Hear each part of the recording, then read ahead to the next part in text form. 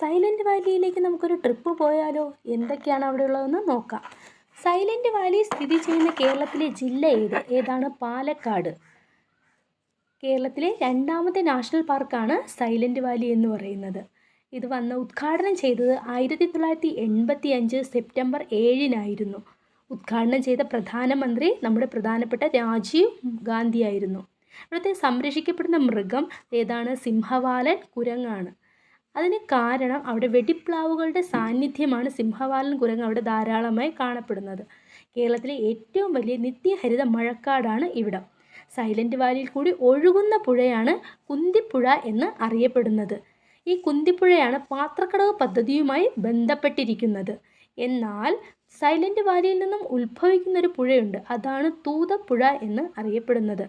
OV വിജയൻ്റെ ഗുരുസാഗരൻ നോവലിൽ തൂതപ്പുഴയെപ്പറ്റി പരാമർശിക്കുന്നുണ്ട്. സൈലൻറ്റ് വാലിയെ നാഷണൽ പാർക്കായി പ്രഖ്യാപിച്ച പ്രധാനമന്ത്രി ആരാണ്? സബ്സ്ക്രൈബ്.